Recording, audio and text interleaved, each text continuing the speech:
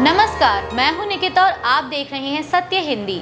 एक नजर डालते हैं अब तक की सुर्खियों पर।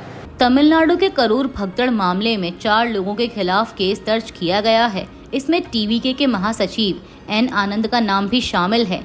एक पत्रकार ने तमिलनाडु के मुख्यमंत्री एम.के. स्टालिन से सवाल किया कि क्या इस मामले में टीवीके के अध्यक्ष विजय को गिरफ्तार किया जाएगा।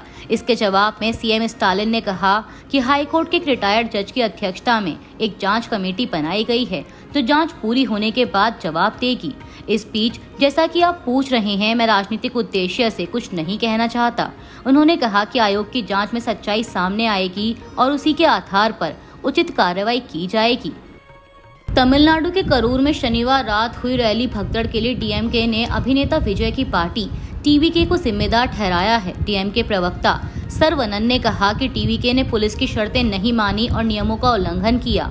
उन्होंने बताया कि इस हादसे में महिलाओं और बच्चों की भी मौत हुई। वे अपने स्टार से मिलने आए थे, लेकिन अब उनका परिवार दुख में है। उन्होंने कहा कि हादसे के लिए आयोजक पूरी तरह जिम्मेदार हैं और उन्हें सुरक्षा के सभी नियमों का पालन करना चाहिए था। इस मामले में आगे की जांच के बाद ही दुर्घटना के सही कारणों का पता चलेगा। करूर में रैली में हुई भगदड़ के बाद अभिनेता और टीवीके अध्यक्ष विजय ने मृतकों के परिवार और घायल लोगों के लिए मदद का ऐलान किया है। उन्होंने एक्स पर लिखा कि हर मृतक के परिवार को 20 लाख रुपए और अस्पताल में इलाज करा रहे घायलों को 2 लाख रुपए सहायता दी जाएगी। विजय ने अपनी संवेदना जताते हुए कहा कि इतनी बड़ी हानि के समय यह राशि कोई मायने नहीं रखती, लेकिन मैं अपने कर्तव्य के तहत परिवारों के साथ खड़ा हूँ। करूर भगदड़ में 39 लोगों की मौत हुई, जिनमें 17 महिलाएं, 13 पुरुष, 4 लड़के और 5 लड़कियां शामिल हैं। स्वास्थ्य सचिव पी सेंथिल कुमार ने बताया कि 30 मृतकों का पोस्टमार्टम पूरा हो चुका है और उनके शव परिवारों को सौंप दिए गए हैं। तमिलनाडु के करूर में शनिवार को अभिनेता और राजनेता विजय की रैली में भगदड़ मचने से कम 39 लोगों की मौत हो गई और 50 से अधिक लोग घायल हो गए। मृतकों में 9 बच्चे शामिल हैं। रैली में लगभग 27,000 लोग मौजूद थे, जबकि आयोजकों ने 10,000 लोगों की उम्मीद की थी। पुलिस के अनुसार विजय रैली के लिए शाम 7:30 बजे पहुंचे, जबकि कार्यक्रम दोपहर 3 बजे शुरू हुआ था। भीड़ लंबे समय तक तपती धूप में इंतजार कर रही थी और वहां पर्याप्त पानी और भोजन की कमी थी। भगदड़ के दौरान कई लोग बेहोश होकर गिर गए। डीजीपी जी वेंकटरमण ने बताया कि जांच के लिए एक सदस्यीय आयोग गठित किया गया है। मुख्यमंत्री एम.के. स्टालिन ने मृतकों के परिवारों के लिए 10-10 लाख रुपए मुआवजा और घायलों के इलाज की व्यवस्था की घोषणा की है। वहीं भाजपा नेता अश्वत्थमन अली मुथु ने भी विजय की लापरवाही पर सवाल उठाए। विजय की बढ़ती लोकप्रियता के बीच यह हादसा उनके राजनीतिक सफर पर गंभीर सवाल खड़े करता है। तमिलनाडु के करूर में अभिनेता से नेता बने विजय की पार्टी टीवीके की रैली के दौरान मची भगदड़ में अब तक 39 लोगों की मौत हो चुकी है, जबकि 95 लोग अस्पताल में भर्ती हैं। राज्य के स्वास्थ्य सचिव पी सेंथिल कुमार ने बताया कि घायलों में से 51 को सरकारी मेडिकल कॉलेज एंड हॉस्पिटल में भर्ती कराया गया, जिनमें से एक की हालत गंभीर है, जबकि बाकी 44 लोग निजी अस्पतालों में इलाज करवा रहे हैं। सभी घायलों का विशेषज्ञ डॉक्टरों की देखरेख में इलाज चल रहा है। भारत ने संयुक्त राष्ट्र महासभा में पाकिस्तान पर तीखा हमला बोला है। विदेश मंत्री एस जयशंकर ने अपने भाषण में पाकिस्तान का नाम लिए बिना कहा कि बड़े अंतर्राष्ट्रीय आतंकवादी हमलों का संबंध एक पड़ोसी देश से है, जो वैश्विक आतंकवाद का केंद्र बन चुका है।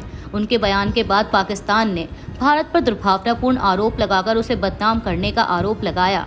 इसके जवाब में भारत ने कहा कि पाकिस्तान ने सीमा पार आतंकवाद की अपनी लंबी गतिविधियों को स्वीकार किया और यह न केवल अपने पड़ोसियों के लिए बल्कि पूरी दुनिया के लिए खतरा है। भारत ने आतंकवाद के वित्त पोषण को रोकने, प्रमुख आतंकवादियों पर प्रतिबंध लगाने और आतंकवाद पारिस्थितिकी तंत्र पर निरंतर दबाव बनाए रखने की जरूरत पर जोर दिया। भारत के स्थायी मिशन ने पाकिस्तान के प्रधानमंत्री शहबाज शरीफ के हालिया भारत पाक संघर्ष संबंधी दावों की भी आलोचना की और कहा कि उनके दावे वास्तविकता से दूर हैं। भारत ने अंतर्राष्ट्रीय समुदाय से आतंकवाद को राज्य नीति के रूप में अपनाने वाले देशों की निंदा करने का आग्रह किया। दिल्ली आश्रम के यौन शोषण मामले में स्वामी चैतन्यानंद सरस्वती को आगरा से गिरफ्तार कर लिया गया है। चैतन्यानंद पर 17 छात्राओं से यौन उत्पीड़न, फर्जी नंबर प्लेट और संस्थान में पदों पर अनुचित नियुक्ति के आरोप हैं। मार्च 2025 में आर्थिक रूप से कमजोर वर्ग की एक छात्रा ने शिकायत दर्ज कराई थी, जिसके बाद जांच शुरू हुई। आरोप है कि चैतन्य नंद ने छात्राओं से 60,000 रुपए दान लेने के बावजूद अतिरिक्त राशि मांगी और कई छात्रों को देर रात क्वार्टर में बुलाकर धमकाया भी। इसके अलावा उन्होंने अपने वफादारों का नेटवर्क बनाकर अयोग्य लोगों को पद भी दिलाए। शिकायत भारतीय वायुसेना के ग्रुप कैप्टन के ईमेल के बाद औपचारिक रूप से दर्ज हुई। अब दिल्ली पुलिस चैतन्य नंद से उसके छात्राओं के उत्पीड़न, नेटवर्क और फर्जी नंबर प्लेट के मामलों में पूछताछ करेगी। गिरफ्तारी के बाद मामले की पूरी सच्चाई सामने आने की उम्मीद है।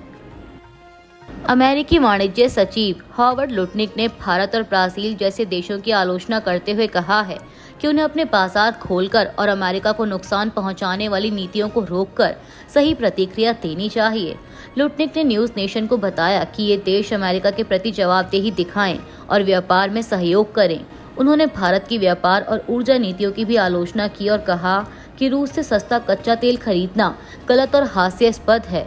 लुटनिक ने यह भी कहा कि भारतीय व्यवसाय अंततः प्रधानमंत्री मोदी की सरकार पर दबाव डालेंगे कि अमेरिका के साथ समझौता किया जाए। उन्होंने याद दिलाया कि अमेरिका दुनिया का सबसे बड़ा उपभोक्ता है और देशों को ग्राहक के पास वापस आना पड़ेगा।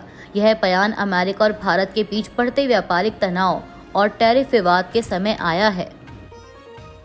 ब्रिटेन, फ्रांस और जर्मनी ने संयुक्त बयान जारी कर ईरान से कहा है कि वह संयुक्त राष्ट्र के प्रतिबंध लागू होने के बाद किसी भी आक्रामक कार्रवाई से बचे। तीनों देशों ने बताया कि ईरान के परमाणु कार्यक्रम के विस्तार और सहयोग न करने के कारण उनके पास कोई विकल्प नहीं बचा था और उन्हें आखिरी उपाय के रूप में यह कदम उठाना पड़ा। उन्होंने ईरान से वार्ता जारी रखने और शांति बनाए रखने का आग्रह किया। इसके जवाब में ईरान के राष्ट्रपति मसूद पेजेश्कियान ने कहा कि उनका देश परमाणु हथियार बनाने का इरादा नहीं रखता। उन्होंने प्रतिबंधों को अनुचित, अन्यायपूर्ण और गैर कानूनी बताते हुए उनका विरोध किया। इस स्थिति से अंतर्राष्ट्रीय स्तर पर तनाव बढ़ गया है और क्षेत्रीय सुरक्षा पर असर पड़ने की आशंका जताई जा रही है। केरल कांग्रेस ने एक भाजपा पैनलिस्ट द्वारा राहुल गांधी के खिलाफ दी गई विवादित टिप्पणी की कड़ी निंदा की है। शुक्रवार रात को न्यूज 18 केरल चैनल पर लद्दाख हिंसा पर बहस के दौरान भाजपा के पूर्व एबीवीपी नेता प्रिंटू महादेव ने कहा था कि राहुल गांधी के सीने में गोली मार दी जाएगी। कांग्रेस नेता रमेश चन्नीथला ने पुलिस से तुरंत मामला दर्ज करने की मांग की और आरोप लगाया कि केरल पुलिस भाजपा और माकपा के बीच साठगांठ के कारण कार्रवाई नहीं कर रही है। विपक्ष के नेता वीडी सतीशन ने भी पुलिस की निष्क्रियता पर सवाल उठाया और कहा कि राहुल गांधी को ऐसी धमकियों से डराया नहीं जा सकता। उन्होंने कहा कि राहुल गांधी सांप्रदायिकता और फासीवाद के खिलाफ लड़ाई लड़ रहे हैं और देश के लोकतांत्रिक लोग उन्हें चुप कराने की कोशिश कभी सफल नहीं होने देंगे। अमेरिका ने गजा युद्ध को खत्म करने और भविष्य में फिलिस्तीन राज्य की नींव रखने के लिए 21 सूत्रीय प्रस्ताव पेश किया है। इस योजना में बंधकों की तुरंत रिहाई, गजा वासियों को वहीं रहने के लिए प्रोत्साहित करना और शांतिपूर्ण हमास सदस्यों को माफी देना शामिल है। प्रस्ताव के अनुसार इसराइल हमास के निरस्त्रीकरण और गजा के विसैन्यीकरण के बाद सैन्य अभियान रोक देगा और चरणबद्ध वापसी करेगा। बंधकों की रिहाई के बाद इसराइल सैकड़ों फिलिस्तीनी कैदियों को छोड़ेगा। गजा की देखरेख फिलिस्तीनी टेक्नोक्रेट्स के एक अंतिम प्रशासन के हाथों होगी, जिनकी निगरानी अमेरिका, अरब और यूरोपीय साझेदार करेंगे।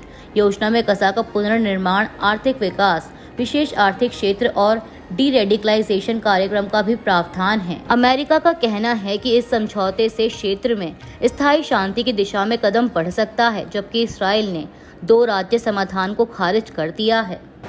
अभी के लिए इतना ही। बाकी की देश दुनिया की बड़ी खबरों के लिए जुड़े रहिए सत्य हिंदी के साथ।